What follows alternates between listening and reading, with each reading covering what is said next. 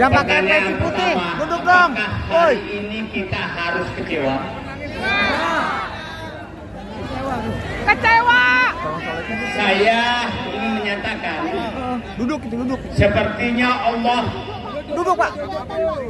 menyatakan, menyempurnakan, menunjukkan sempurnanya kerusakan bangsa ini yang dilakukan oleh rezim Jokowi melalui Mahkamah Konstitusi.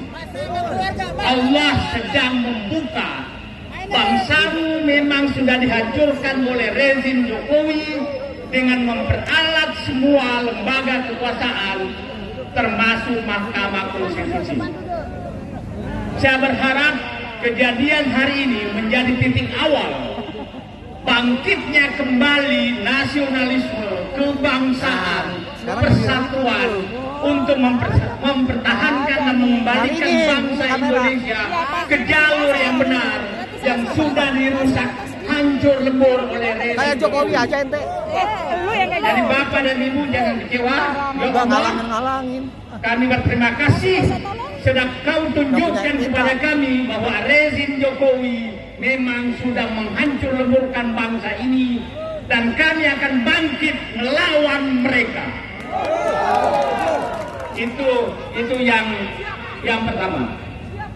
Mahkamah Konstitusi sudah dia ubah, awalnya menjadi Mahkamah Keluarga, sekarang menjadi Mahkamah Kekuasaan.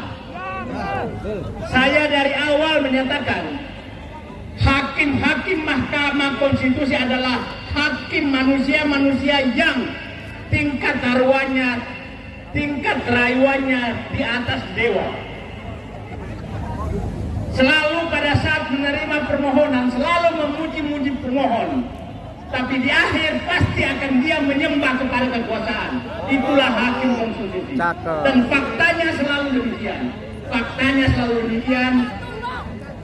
Dan saya datang tadi sebenarnya saya muter-muter lihat. Saya datang ketemu Bapak dan Ibu karena saya di puncak ketidakpercayaan kepada hampir semua komponen bangsa. Kemungkinan saya tidak percaya lagi kepada seluruh rakyat Indonesia. Rakyat Indonesia hanya bisa disogok sedemikian rupa dengan bansos, dengan apapun untuk memuja-muja kekuasaan yang membuat mereka menderita. Harga naik bagi mereka tidak masalah. Wahai rakyat Indonesia, saya sebagian besar tidak percaya lagi sama kalian. Banyak yang menghujat kesulitan beli pupuk, kesulitan beli beras, kesulitan macam-macam. Saya katakan selamat menikmati kebodohan dan keculasan kalian. Saya tidak kepada sebagian besar cendekiawan, karena cendekiawan menggunakan dirinya untuk mempertebal dompetnya untuk membenarkan kecurangan dan keculasan. Saya tidak percaya kepada mahasiswa, karena sebagian besar mahasiswa hanya menggunakan dirinya untuk disogok oleh mantan rektor yang sedang berkuasa. Saya tidak percaya kepada sebagian besar tokoh agama, karena dia hanya menjalankan posisinya untuk memperdagangkan suara umat. Kalian hanya dagang suara umat di depanku sebagian besar. Saya tidak percaya kepada para politisi, karena politisi hanyalah tempat kongko-kongko untuk mereka bersatu merampok negeri. Terus apa yang kita harus perjuangkan sekarang? Apa yang terjadi di negeri kita? Yang terjadi adalah siklus perampokan negara yang dilakukan penguasa untuk menyogok rakyat dan komponen bangsa untuk mendukung dia. Itulah siklus yang terjadi. Nah, bagaimana memotong siklus itu? Sepertinya agak berat karena sudah disok. Mahasiswa yang hadir, kalian terlalu sombong di negeri ini. Kurang ajar. Selalu kalau kita ajak bersama, selalu menyatakan kami tidak mau ditunggangi oleh Bapak. Hebat apa kalian? Saya tidak menunggangi kamu. Semua karir sudah saya lalui. Sementara kalian ditunggangi oleh mantan rektor yang tiap saat membayar kalian. Saya dihubungi orang, Pak, mari kita bergabung. Bukan itu tujuan saya.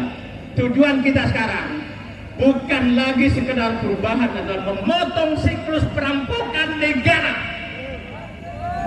Coba Bapak dan Ibu bayangkan, saya hari ini kecewa sekali.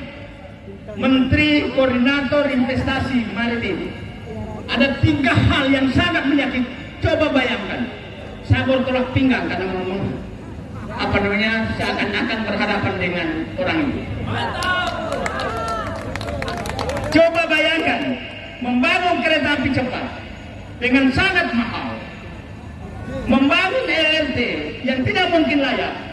Sekarang bayar itu minta pajak motor dinaikkan di seluruh Indonesia.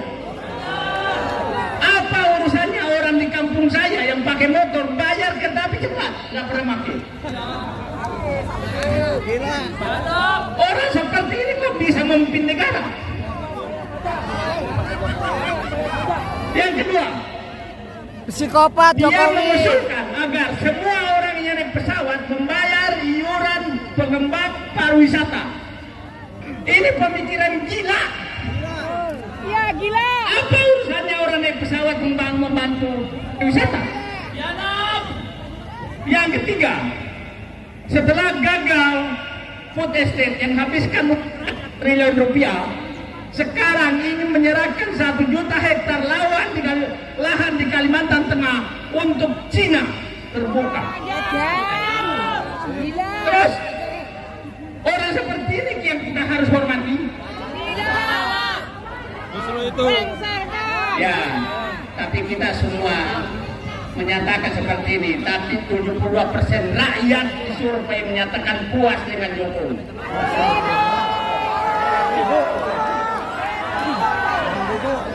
Jadi pekerjaan berat kita sekarang adalah menyadarkan rakyat.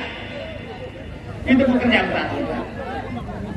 Pekerjaan berat kita sekarang adalah menyadarkan tokoh-tokoh agama agar tidak menjadi penjual suara umat. Saya bukan ahli agama, tapi saya sering menyatakan apabila tokoh agama sama-sama nanti sama-sama di surga dan surganya lebih tinggi dari saya, maka saya akan protes Allah. Saya juga, Pak. Itu, wahai tokoh agama, wahai tokoh-tokoh agama, berhentilah menjadi pedang suara umat untuk melanggengkan perampokan negeri ini.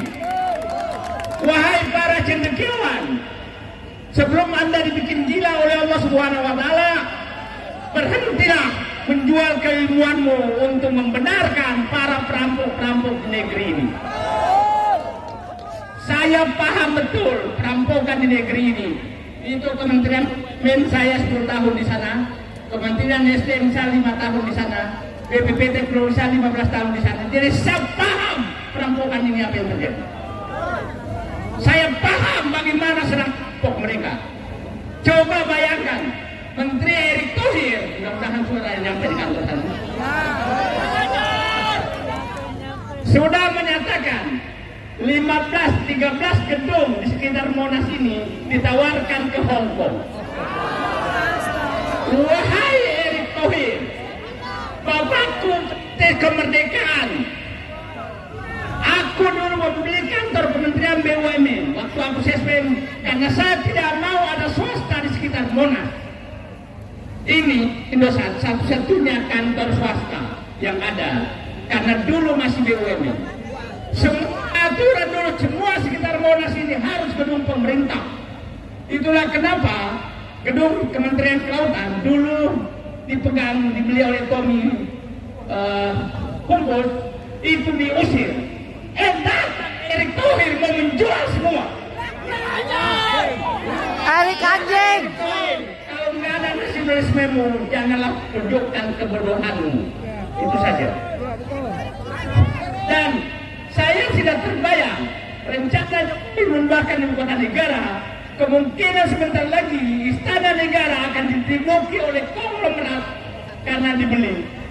Karena di gedung Indonesia ini akan dibeli oleh konglomerat. Sebentar lagi, Bapak dan Ibu tahu, gedung Hotel Indonesia. Siapa yang tinggal di atas gedung tertinggi itu? Oke? Akan terjadikah seluruh di Indonesia ini? Terima kasih. Puncak kemarahan saya sudah cukup dan saya dicolek. Wassalamualaikum warahmatullahi wabarakatuh.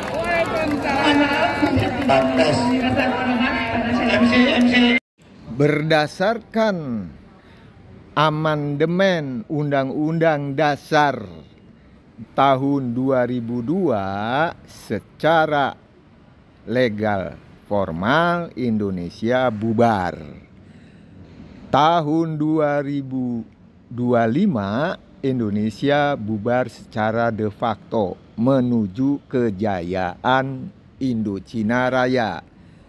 Jiwaku merdeka semesta alam, ragaku merdeka mengisi kemerdekaan. Salam.